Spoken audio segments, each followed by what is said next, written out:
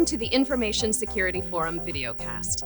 I'm your host, Tavia Gilbert, and today we are featuring ISF Managing Director Steve Durbin in conversation with James Arroyo, Director of the Ditchley Foundation.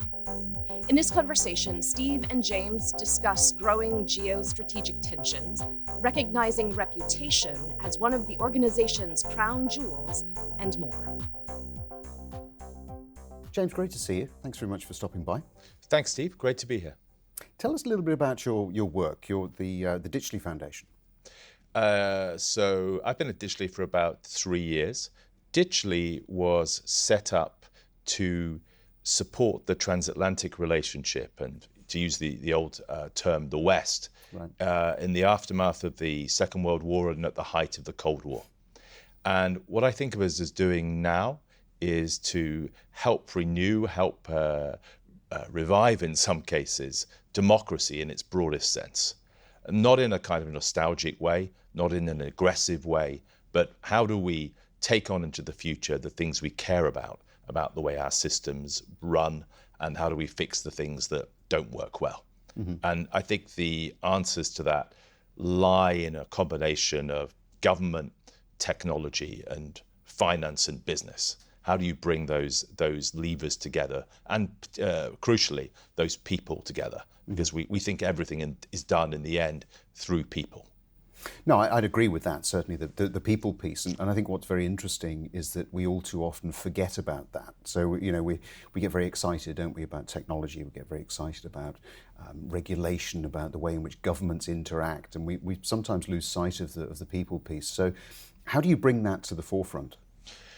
Well, I start with kind of fundamentals, which is that people are networked creatures. We have been from the start. Mm-hmm. And we build networks because we are networks. So you can't escape the people. We build networks to connect people together, mm-hmm, not just for their own purposes. And it's about thinking, I think, who holds an idea? How does an idea actually have impact on the world? It doesn't do anything on its own on the page. Mm-hmm. It only really takes action through the mind of another person. So for me, it's just omnipresent. It's about the people, even if it's about technology. Right. And so how do you actually deal with some of the challenges that you're facing? I mean, you mentioned government, for instance. Yeah. Governments traditionally are not that quick to move, perhaps don't communicate as well as they might with other government institutions. Tell me a bit about that. Well, I think one of the things we're trying to do is to help people in government understand the importance of technology better. Right. Not in the technical sense, they don't need that, but they do need to understand the implications much more clearly. It was widely commented after Mark Zuckerberg was interviewed by the Senate that the level of questioning was very poor. Mm. And I think that revealed the lack of understanding from most people in government. If you look at the UK, everyone talks about how our future is in technology. Mm. But when you ask people to specify what that means, often they'll just say faster broadband. Mm-hmm. So I think there's a job of education to be done with governments. At the same time, I think the same is true of technologists. Right. It was commented to me once that some technologists have read half the preface of a book on libertarianism, and they're a quick study, so they're done. They've got it. They've worked out how human beings interact. They've worked out how governments could work better, mm-hmm, and it'll all be fine if we can just get the right app. And clearly that's not true either. Mm-hmm. So it's a question of, I think, educating people and bringing people together across these silos of expertise.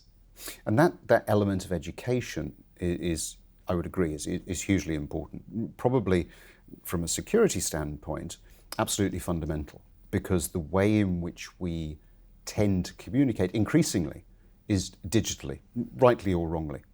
And that opens up, I think, a whole range of possibilities for hackers, cybercrime gangs, and so on, to really access information that I think a lot of people perhaps are unaware that might have value.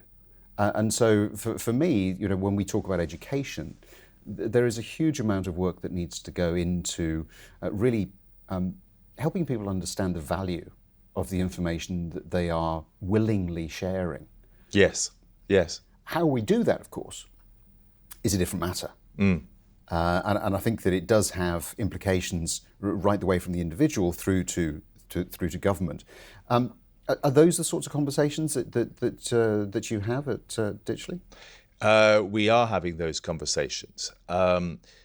Governments have always cared about data from the Doomsday Book onwards. Yeah. To know things is to have some power. You know who to tax. You know who you need to control. You get a sense of that. What I'm seeing happening is that as this information mounts up, it's turning into a really detailed map of the human world. And that's going to have consequences for good. That's going to be fantastic. It's going to allow us to accelerate things.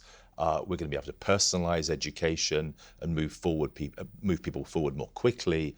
But it's also going to have some negative impacts. I think the other thing that people find difficult to get their heads around is the concept of the networking of information, right, and how that provides insights in itself. So you have what you think of as your information and you believe you own it, but actually it only really makes sense in the context of comparison with others or through its relationships with others. What that means is even if you opt out, you're a kind of like little missing piece in the jigsaw and people can identify you. So I think it's getting increasingly hard to opt out of anything, even if you close down your privacy settings. Nonetheless, you're there, even if by an absence, and that can help people who are trying to target you. Places a huge responsibility, doesn't it, onto the people who are storing that data. Yes. To do the right thing, if you like. And you made a point earlier about, our government's best equipped to understand some of the implications of this. Do you see an environment in the not too distant future where we have a much more highly regulated environment? Is that something that you would advocate to protect the individual?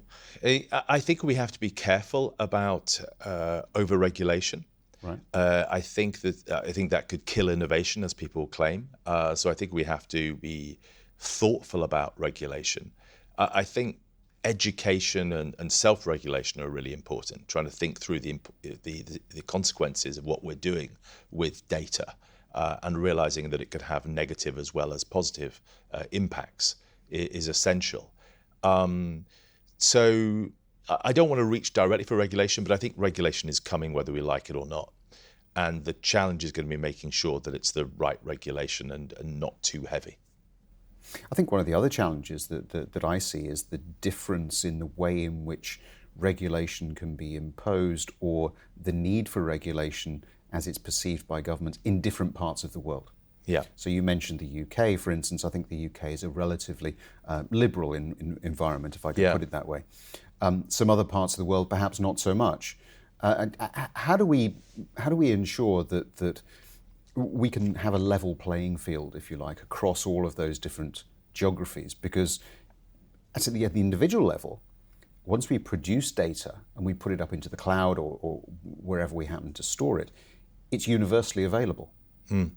Yeah, I think that's a really good question, a really difficult question, and a huge challenge. We're used to this concept of a multinational company that can set up a series of rules and operate internationally, broadly in a coherent way. I think that's going to come under real pressure. Right. And it's going to be felt actually around data and information and security really strongly. Because you are going to be dealing with jurisdictions that have wildly different views about what information is private and what isn't, and the respect that should be given to that and that shouldn't be. So that the European Union at one end and China at the other, how you're going to operate as a company across that spectrum, I think is going to be hard. I think the concept of multinational in terms of people is going to be hard as well, as we see more strategic competition between countries, between the US and China primarily, but others too. So things that we took for granted aren't always going to be so.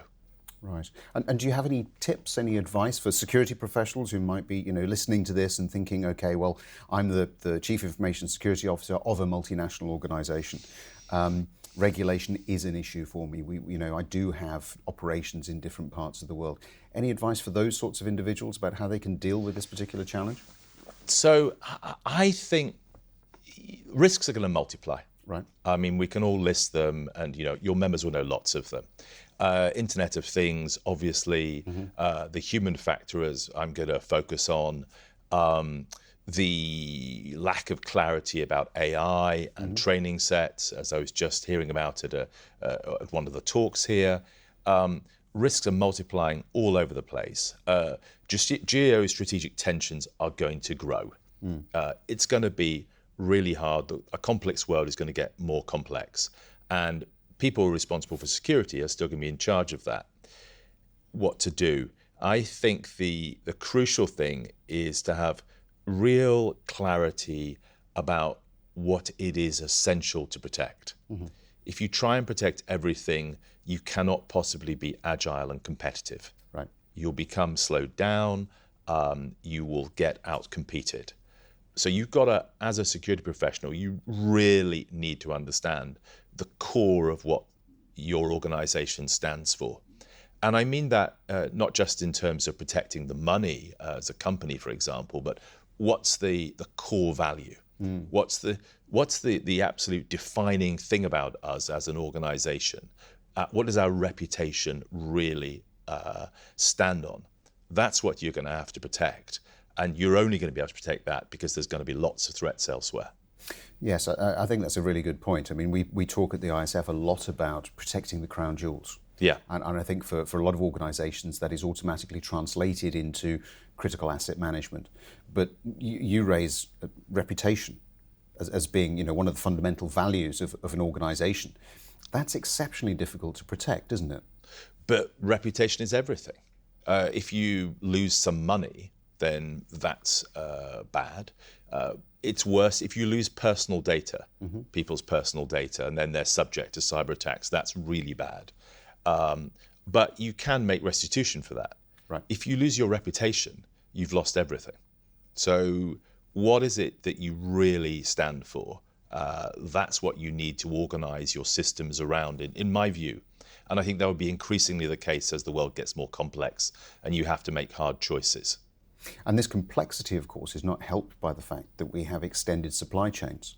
We share information with so many different individuals now. And the days are long gone where you could say we had a network perimeter around our corporation where that we could actually throw a fence up around and protect. So life is going to get more complex, as you point out.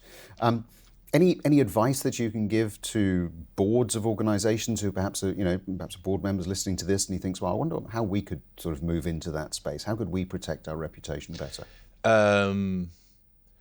Work with companies that share your values. Right. Not the one necessarily that's going to give you the cheapest deal. Because then if they're trying to protect the same thing, that they want to be the company that stands for this and that aligns with what you stand for, that's the best starting point.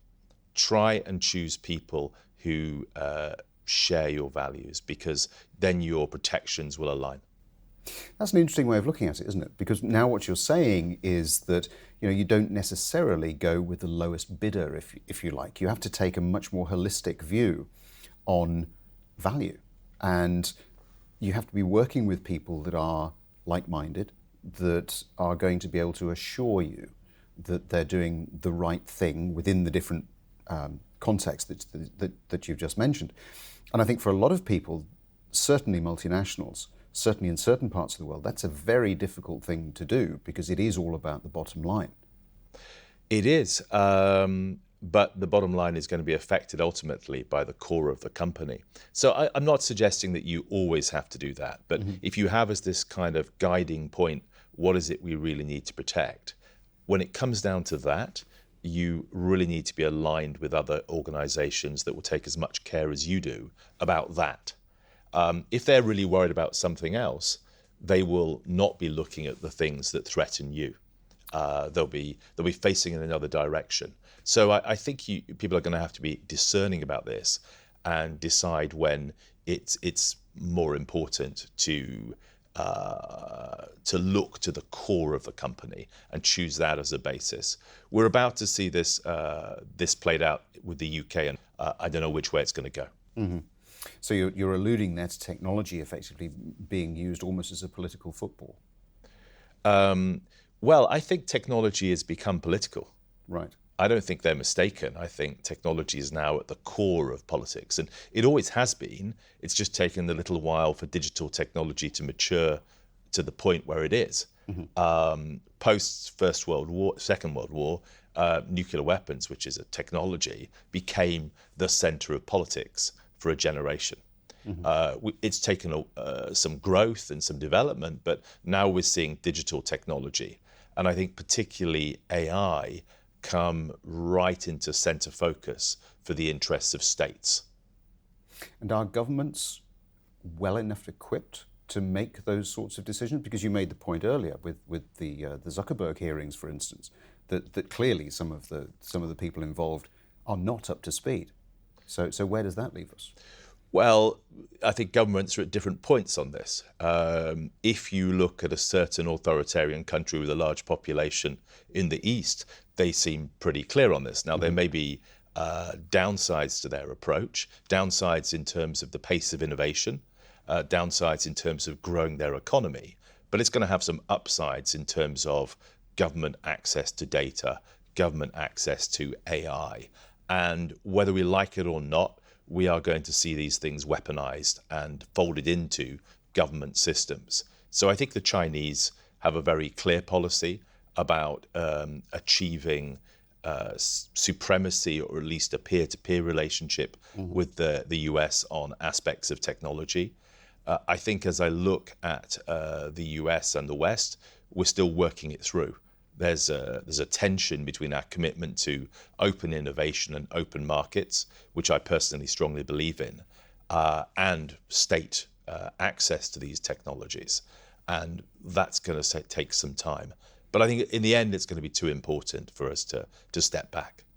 So some very interesting points there for security professionals around how the profession is going to become, I would say, very much more important, have a much more leading role in terms of advising, consulting. Would you agree with that? I do. I mean, I have a sort of corny thing I occasionally say, which I'll say now, which is that if you look at the Middle Ages, then right. the common, everyone in the UK is called Smith for a reason. Right. Because, metalworking was the technology. Right. If we were still named after our professions, then, being called cyber or security would be a pretty good equivalent, because it's going to be involved in everything, along with AI, which is this kind of foundational technology, which is powerful because of its limitations, because of its simplicity, but it just makes everything a bit more efficient. So it's going to be seeded, throughout our systems. James, some fantastic insights there, and plenty, I'm sure, for our listeners to ponder on. So thank you very much for sharing some of those, and really enjoyed our chat. Well, thanks for having me. Pleasure. Good to see you. We'll be back soon with another conversation. In the meantime, if you've enjoyed this video, please subscribe, rate and review it, and we'd love it if you'd share it in your networks. Please visit securityforum.org to join the conversation on our LinkedIn group, and download ISF's research, practical tools, and guidance relating to this discussion.